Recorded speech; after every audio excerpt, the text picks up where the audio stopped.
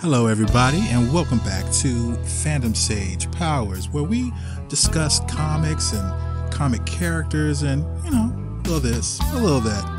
Today, I am continuing my dive into the darker corners of the Marvel Universe and some of the seedier underbellies, you could say. There is a character that has a very tragic backstory. Now, many characters in comics in general have sad and tragic backstories. This kind of comes with the territory, I suppose. But there's one in particular that her story always kind of haunted me a little bit and kind of stuck with me over the years, and I always used to think about it. And you may have noticed a bit of a theme with me that I tend to prefer to talk about the more gray characters. They are more interesting to me, the ones that have parts of themselves that they might not be proud of, or they're just more nuanced in general. It's not just black and white, like, you're good or you're bad.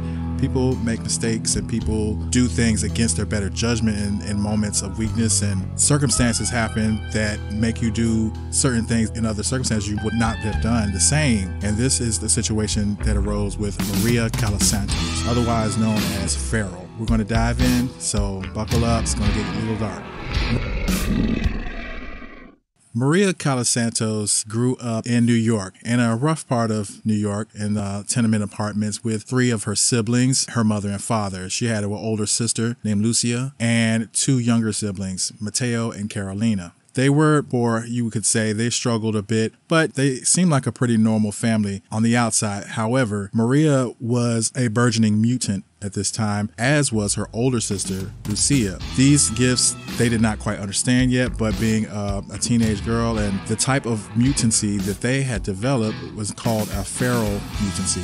Makes him very aggressive. Your emotions kind of take over at times, and it's all around just difficult to deal with emotional intelligence and things like that. It was also in these times that her father was beating her mother. He was really abusive to her and just an overall dick. He was really not a good person. He drank a lot. He beat the mom. One day he just kind of bounced, and this was after the mother had got pregnant and had the fourth child, Carolina. And he, I guess, just said he had enough and he was out. So it was then just the four children and the mother there to fend for themselves. And during this time, the mother did try her best to take care of her children, but it was hard to make ends meet for a single mother of four. You have two daughters that are going through a mutation secretly. They, she did not know that, because these mutations did not express themselves physically at first. First, it was more of an internal thing. Emotions and anger was coming from Maria a lot. Lucia, who was older, her mutation was developing at a slower rate, which was pretty strange.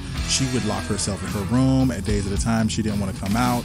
Maria was just on a rampage all the time. She was so angry at everything. Every little thing would set her off, and she was breaking stuff, and she was a terror. She started to blame her little sister and little brother. In her mind, they were the reason that the father had left. So she treated them like crap all the time. For weeks and weeks and weeks, she would cuss them out and scream at them and break things and throw things. And one day, while Maria was babysitting, little Carolina tumbled down the staircase, and due to that, she died. Now, there were a lot of rumors and people were wondering what happened because Maria was supposed to be watching, but she's still a child, and they were deemed it was an accident because there wasn't any, evidence that anything crazy went on. Then, not long after, Mateo fell off of the roof of their tenement, chasing pigeons around, and he died. Now, on the roof is where Maria would spend a lot of time to get away from her troubles and calm down. She had some pigeons up there that stayed in a cage, and she would sit there with them, and they would calm her down, and they were like her friends and pretty much her only means of comfort. Now, that should tell you something right there, but again, there was no evidence of anything out of the ordinary or criminal happening.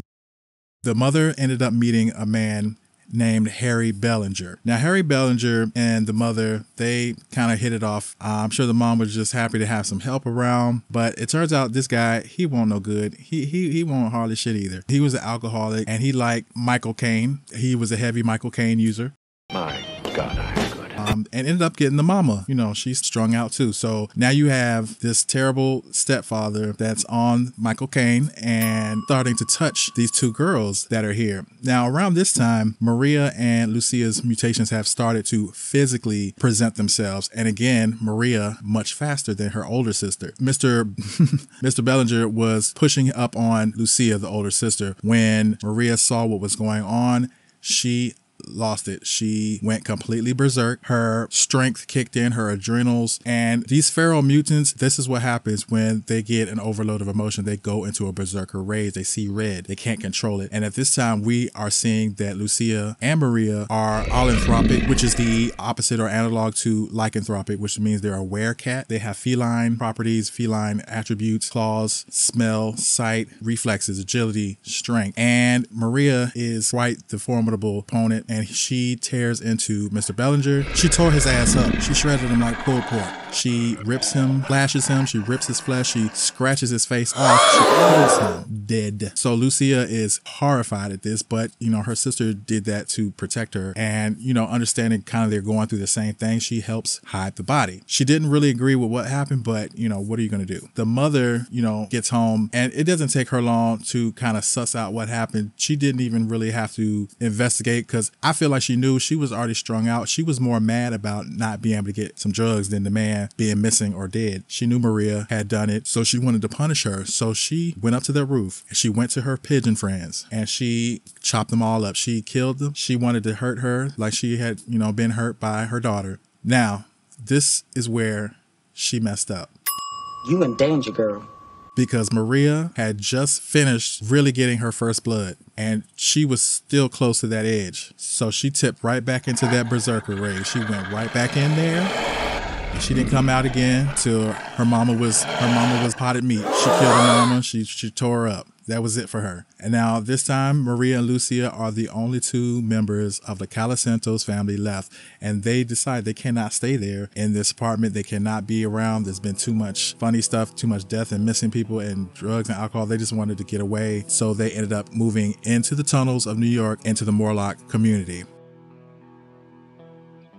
Now, during this time in the Morlock community in the tunnels, Mask was leading a portion of the Morlocks, and he was on some other stuff around this time. He was beefing with Callisto, and he always wanted to go out onto the surface and just cause a bunch of chaos and havoc, drawing too much attention. So he was building an army against Callisto, and they were kind of like having like their own little civil war kind of. But Feral, which is Maria, she was going by her new handle, and her sister Lucia was going by Thorn. Mask really wanted them to join his faction and was after them. He kept hounding them. He was not going to even let them leave. He was being a real creeper. Go figure, looking the way he does. So they ended up having to fight off half of the dang Morlocks and try to escape from the Morlock tunnels. They had to separate just to get away. So Thorn went south and Feral went north all the way towards Westchester, and ended up getting help from the New Mutants and ended up joining them. Meanwhile, Thorn, she ended up joining with the Brotherhood of Mutants. Some time has been passed. She does accept the position on the New Mutant Squad. Feral has not had a moment of peace in a very long time, and she was a little resistant at first, and she doesn't really fit with this group. You can already tell that, but she feels secure for the first time in a really, really long time. So she decides to stay. During this time, you get to see Maria, or Feral as she goes by now, really starting to show her personality and loosen up. Now, don't get me wrong, she still snaps. She gets angry. She doesn't get along with a lot of her teammates, except for Warpath and Shatterstar. She seems to really like those two, but everybody else, it's always catch me on the right moment, and she might try to go for your jugular. And on missions, she always goes to the nth degree. She never holds back. She always tries to go for the kill, and they constantly have to stop her and rein her in and say, hey, Feral, stop. It's over. And she's not really hardwired to be able to control and stop herself once she gets going. She doesn't like authority. She bumps heads a lot with Cannonball. Cannonball and her go at it all the time. He's the leader of the field squad, and he really desperately wanted to prove himself at this time too. He is getting a chance to step into a leadership role, and this one teammate was giving him a lot of problems. So it just got to the point where he ended up kind of just letting her do her thing until it was kind of like a murderous situation. He was get Warpath to step in and help, or Shatterstar, because they were the only two that she would really listen to. Then everything switched up when Cable popped onto the scene. Things shifted quickly because he turned the whole New Mutant Squad basically to X-Force, and he started drilling them hard, and Feral kind of fit in better with this dynamic, except for the fact that she had more people to answer to, more authority. Cable, she wasn't really trying to mess with because she would have got her wig split, but Cannonball and Siren were the other two co-captains of the squad. She already didn't get along with Cannonball. Now she had to deal with Siren, and she really didn't like Siren. She could always kind of get over on the guys a little bit, but Siren wasn't trying to hear none of that. So Feral, she hated Siren. Despite a lot of friction between them, they still helped Feral when she asked if they could help her take down Mask, because she still wanted to find her sister, not knowing that Lucia, now Thorn, was joined up with the Brotherhood. Now, after this, it doesn't really get much better as far as interpersonal relationship on the team. Feral has a really ferocious nature, and it's always at the forefront of her persona. And the rest of the squad of the X-Force just can't really always deal with her. During a training exercise, Feral lets loose and almost eviscerates Cannonball, and that was pretty much one of the last straws for him. He had an eye on her ever since after that.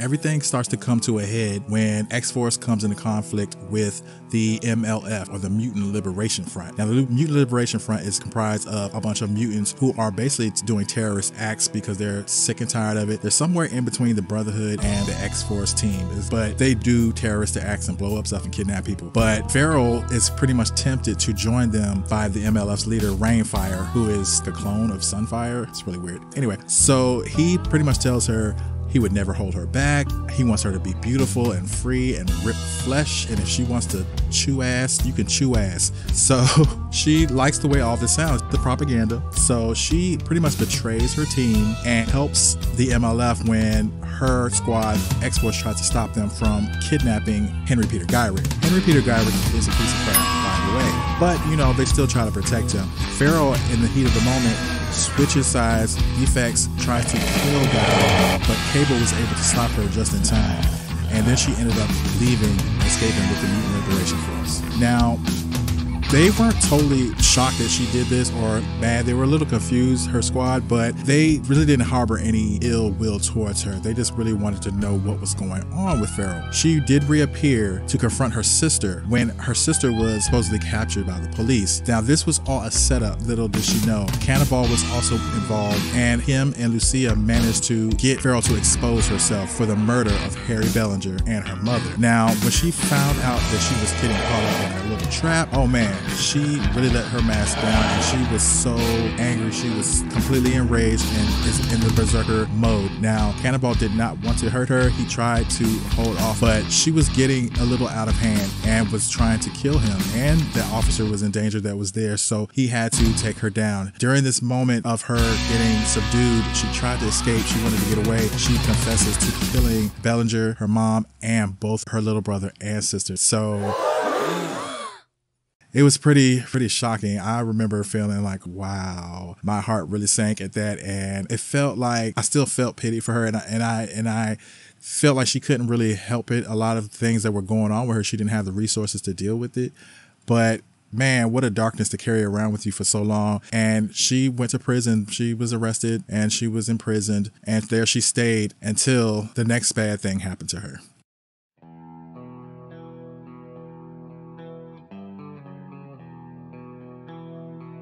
While she was imprisoned, Feral contracted the legacy virus. Now, this is probably the worst thing that could have happened. So when she was offered the chance to join this team, a special team by a mutant named Random, she jumped at the opportunity because they were going after Isotope E at Wundagore Mountain. However, when that team got to Wundagore, they were stopped in their track by the Guardians of the High Evolutionary, and they were not able to defeat them. They were defeated and had to disband, but she then joined up with the New Hellions and King Bedlam. His brother, Jesse Bedlam, had joined in with X-Force, so he basically took Feral's place on the squad. So this brotherly rivalry got a sisterly rivalry involved too, with Thorn and Feral, and the big showdown came in. When I'm talking about on site, if on sight was a person, it would be Feral, because when she saw Siren, she was at her. She slashed her throat. She severely injured Siren. Siren was off the field for a long time in order to give her vocal cords time to heal.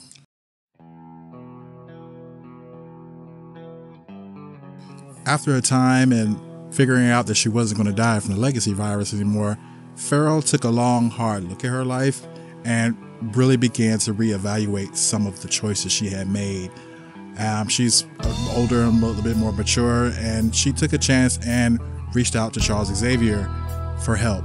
And Charles Xavier welcomed her back with open arms. She was very, very grateful to be given a second chance, and she joined a special squad in Mumbai called X Corporation, I believe. Her and her sister were a part of this group. They would soon help foil an assassination plot against Charles Xavier, and she really was going really hard to prove that she was worth the second chance that she was given. Unfortunately, M-Day happened, and her sister were both depowered. They were really attached to their powers. They were intrinsically part of who they are and kept them safe for many, many years. So this was particularly devastating for the two of them. They set off in hopes of finding more information and possibly a way to get their powers back. And they came across a man named Romulus. Romulus has lived a very long time in biblical times, like around the time Selene was walking around the earth. And he has a lot of ties to other feral mutants. He is known as Lupus Sapien, an offshoot of humans, mutants, kind of like a wolf hybrid. I'm not really sure, but he does have mutant powers, and he does have an animalistic edge to him that is unmatched. Romulus would abduct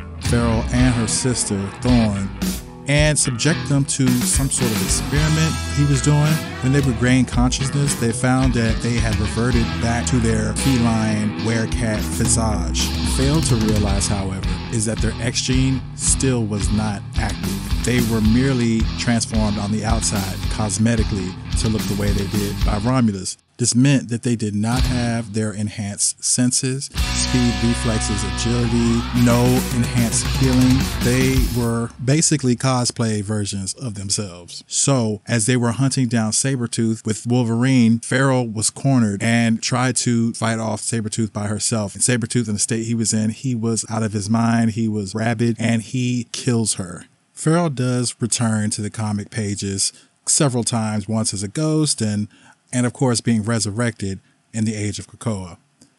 I really think that this story lends itself well to the possibility of being adapted to a live action, maybe a NYX type series. If they ever want to do a mutant series or X-Men series, maybe focus on the Morlocks, a more mature anthology type of series or something like that. This focuses on the disenfranchised, like Mutant Town and District X and like Stacy X, and characters like that are a little bit more out of the mainstream because of how they live their lives, and they're not really heroes, but they do have great stories. I think that would be pretty cool. And the story of Feral and Thorn is a really compelling one to me. I think it's cinematic already in the way it's set up. It's just so dramatic and so shocking that it could be done really well, even over a long time, like either a couple of seasons or a couple of movies. If the characters added into the cast and have a reveal like that, man, it would be pretty deep, pretty heavy. So I want to see some mature content like that woven into the mutant lore when we do get it, start getting live action. Actress that could play Feral, her name is